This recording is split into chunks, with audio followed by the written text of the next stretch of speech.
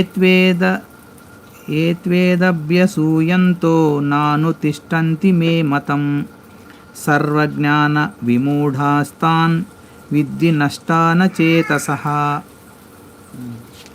మనం ఇంత ముందుండే శ్లోకం ఏం చెప్పారంటే ఏ మే మతమిదం నిత్యం అనుతిష్టంతి మానవాః శ్రద్ధావంతో నసూయంతో ముచ్యంతే తేపి కర్మభిః. అంటే భగవంతుని యొక్క ఆజ్ఞానుసారము కర్మలను నిర్వహిస్తూ శ్రద్ధతో, ఎంతో భగవంతుడి మీద ఎంతో ఇష్టంతో, ఎంతో నమ్మకంతో, భగవంతుడు ఉన్నాడని నమ్మకంతో ఎవరైతే ఈ భక్తియుత కర్మలో పాల్గొంటూ ఉంటారో, భక్తియుత సేవలో పాల్గొంటూ ఉంటారో వాళ్ళు అన్ని రకాల కర్మబంధాల నుంచి విముక్తి అవుతారు అని ఇంతకుముందు తెలుసుకున్నాం. తర్వాత ఈ శ్లోకంలో ఏం చెప్తున్నారంటే ఏత్వేదభ్యసూయంతో నాను తిష్టంతి మే మతం సర్వజ్ఞాన విమూఢాంస్తాన్ విద్ధి నష్టాన చేతసః. కానీ అసూయతో ఈ ఉద్దేశాలను అలక్ష్యపరచి అనుసరింపని వారు సమస్త జ్ఞానరహితులుగా, మూఢులుగా, పూర్ణత్వ యత్నాలలో నష్టపడిన వారుగా భావించబడతారు. కానీ చేస్తేమో అన్ని రకాల కర్మల నుంచి బయటపడతారట. ఒకవేళ చేయకపోతే మాత్రము వాళ్ళు ఏం చేస్తారట, జ్ఞానరహితులుగా మారిపోయి మూఢులుగా వేరి వాళ్ళు ఏ ప్రయత్నం చేసినా దాంట్లో నష్టపోతూ ఉంటారు అని చెప్తున్నారు అన్నమాట.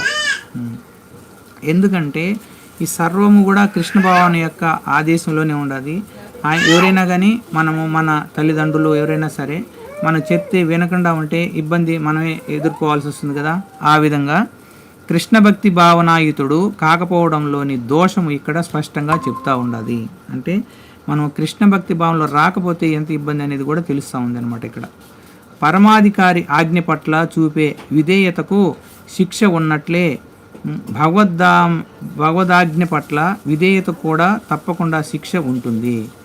అవిధేయత కూడా అంటే మనం ఎప్పుడన్నా ఒక గొప్ప ఆసామి కింద మనం పనిచేస్తున్నాం అనుకో, అంటే గొప్ప లేదా పెద్ద కంపెనీలో అయినా పనిచేస్తున్నాం అనుకో, కంపెనీ ఈ విధంగా చేయి అంటే మనం చేయకుండా ఉన్నా, లేదా పెద్ద ఆసామి దగ్గర ఉన్నప్పుడు ఇలా చేయాలంటే చేయకపోతే అతని శిక్షకు మనం గురి అవుతాం.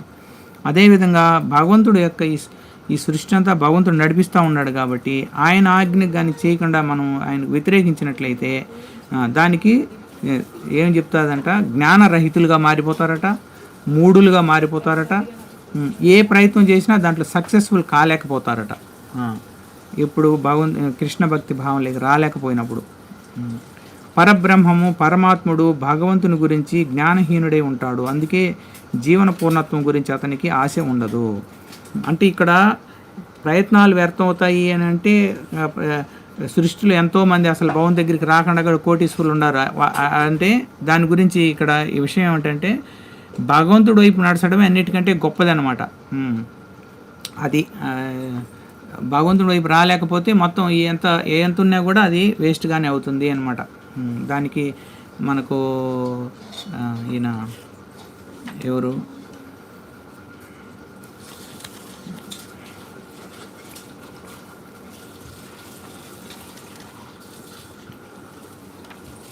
సరే తర్వాత శ్లోకం చూద్దాం, తెలుస్తుంది మనం. హరే కృష్ణ. సదృశ్యం చేష్టతే స్వస్యాః ప్రకృతే జ్ఞానవానపి ప్రకృతిం యాంతి భూతాని నిగ్రహ కిం కరిష్యతి. జ్ఞానవంతుడైన తన స్వభావాన్ని బట్టి పనిచేస్తాడు. ఎందుకంటే ప్రతి ఒక్కడు త్రిగుణాల వలన పొందిన తన స్వభావముచే అనుసరిస్తాడు. ఇక నిగ్రహం ఏమి చేయగలుగుతుంది అంటే ఇక్కడ జ్ఞానవంతుడైన తన స్వభావాన్ని బట్టి పనిచేస్తాడు. ఎంత జ్ఞానం ఉండేవాళ్ళు కూడా వాళ్ళ మనసుకు ఏమి తోసిందో అది చేస్తూ ఉంటారట. ఎందుకంటే ప్రతి ఒక్కడు త్రిగుణాల వలన పొందిన స్వభావం వల్లే అలా ప్రవర్తిస్తూ ఉంటాడు. త్రిగుణాలు అంత పవర్ఫుల్గా ఉంటాయన్నమాట. ఇక నిగ్రహం ఏమి చేయగలుగుతుంది. ఇక్కడ 7వ అధ్యాయంలో శ్రీల భాష్యం చెప్తున్నాడు శ్రీల ప్రభుపాదుల వారు. భగవానుని ద్వారా ద్రోపడిచినట్లుగా మనిషి కృష్ణభక్తి భావన దివ్యస్థితిలో నెలకొనకపోతే ప్రకృతి త్రిగుణాల భావం నుండి ముక్తుడు కాలేడు.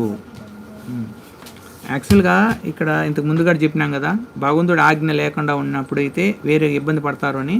అది ఎలా అవుతుందంటే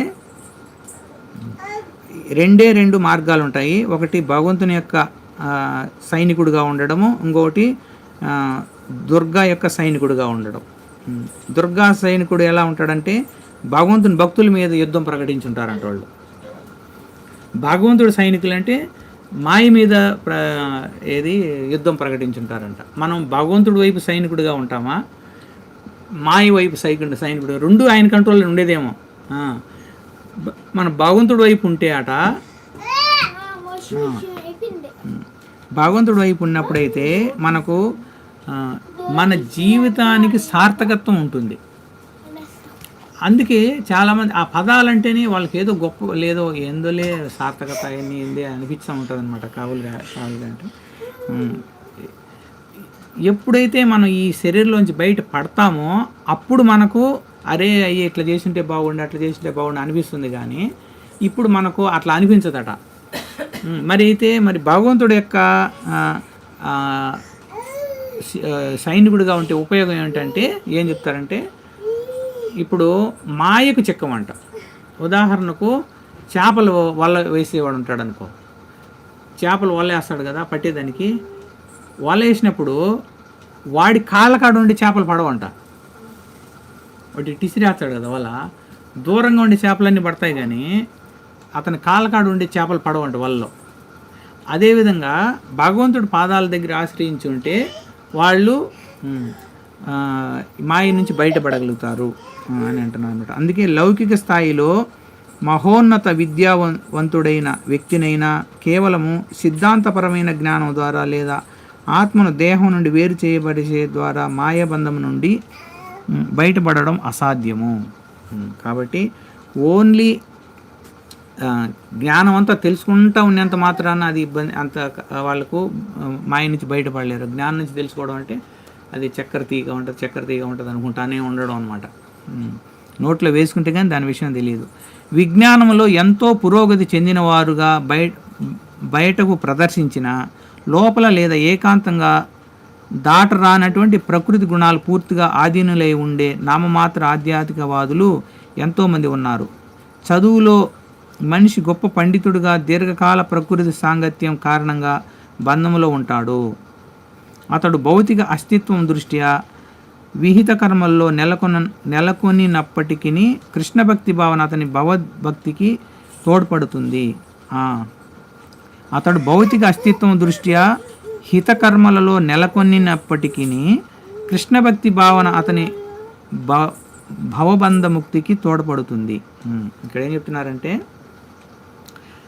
శాస్త్రాలు ఎన్నో చదివి గొప్ప గొప్ప జ్ఞానం కలిగి ఏ శ్లోకానికి ఏ అర్థం పటాపట్ చెప్పేసి ఎక్సలెంట్గా ఉన్నప్పటికీ కూడా కృష్ణభక్తులు కానీ లేకపోతే అతను మాయలోంచి బయటపడలేడు. కానీ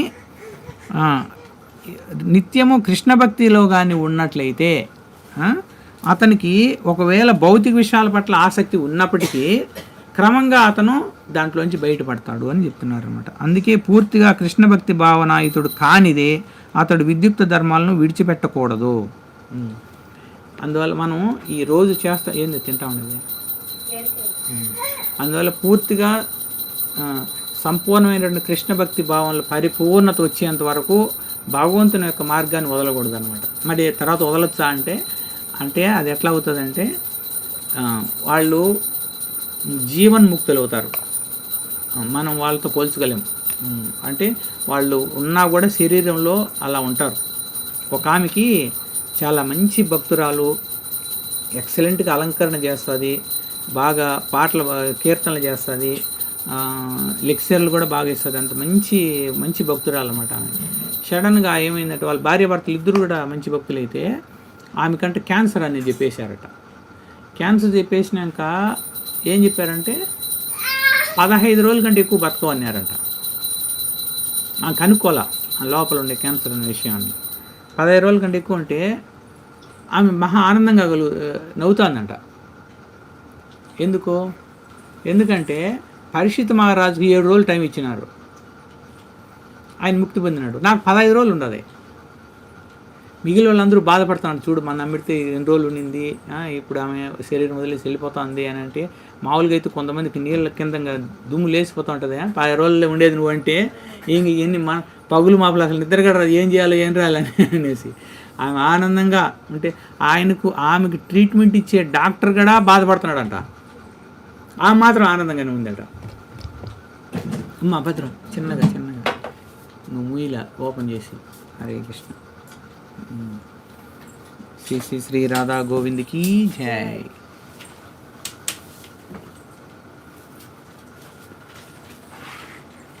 రాధా గోవింద్కి జై. రాధా గోవింద్కి జై. రాధా గోవింద్కి జై. రాధా గోవింద్ దర్శనం చేసుకోండి. ఓకే.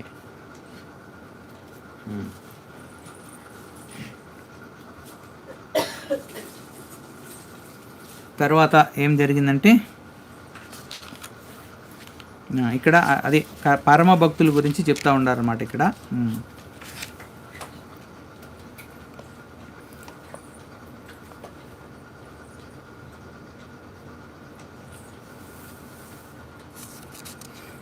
హరిబోల్. కాబట్టి ఇక్కడ ఏం చెప్తున్నారంటే, తన కర్మలను అకస్మాత్తుగా విడిచిపెట్టి ఎవడు కృత్రిమంగా నామమాత్ర యోగి లేదా ఆధ్యాత్మికుడు కాకూడదు. ఏదో కొన్ని రోజులు మనం భక్తి మార్గం చేస్తానే ఇంక అయిపోయింది, నాకంతా భక్తి అంతా వచ్చేసింది, ఇంక నేను చేయాల్సిన అవసరం లేదు అనుకోకూడదట.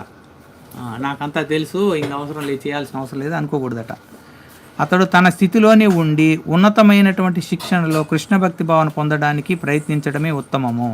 ఇంకా మనం అదే స్థితిలో ఉంటూ ఇంకా ఎక్కువగా భగవంతుడి సేవ చేసుకోవడానికి, తెలియని విషయాలు తెలుసుకొని అందరికి చెప్పడానికి ఇట్లా మనం ప్రయత్నం చేయాలి. కానీ ఇంక నాకంతా తెలుసు, ఇంక అవసరం లేదు అనుకోకూడదు.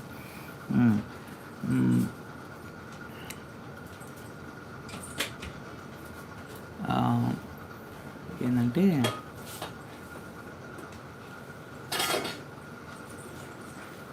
యజ్ఞోదానం తపస్సు చేయవ పావనాని మనషినం. యజ్ఞదాన తపఃకర్మ నత్యాజ్యం కార్యమేవ తత్. యజ్ఞోదానం తపస్సు చేయవ పావనాని మనీషినాం. యజ్ఞము, దానము, తపస్సు ఈ మూడు లాస్ట్ చివరి వరకు మన శరీరం వదిలేంత వరకు కూడా వాటిని వదలకూడదట. యజ్ఞం అంటే భగవంతుని కోసం చేసే అన్ని కర్మలు యజ్ఞం, మన కోసం చేసుకుంటే కర్మ. అండ్ యజ్ఞము, దానము, తపస్సు. తపస్సు అంటే టైం టు టైం లేయడము. నేను నిద్ర వస్తుందని అంటే 8 గంటలు 10 గంటలకు కొనుక్కోకుండా మనం లేకపోతే ఈరోజు ఇంకేం పోతాం లేదు దేవుడి కాడికి అని అనుకోకుండా అట్లా మ్యాక్సిమం మనం భగవంతుని సేవలో ఉండడానికి ప్రయత్నం చేయడమే తపస్సు. హరిబోల్. హరే కృష్ణ. వీడికి ఈ భగవద్గీత కార్యక్రమాన్ని ఈరోజు నిలబెడదాం. తర్వాత భాగవతం చూద్దాం ఈరోజు కొంచెము. హరిబోల్. శ్రీమద్ భగవద్గీత పఠన్ మహామహోత్సవకి జై. హరే కృష్ణ. మళ్ళీ ఇప్పుడు శ్రీమద్ భాగవతం చదువుదాం. మళ్ళీ జాయిన్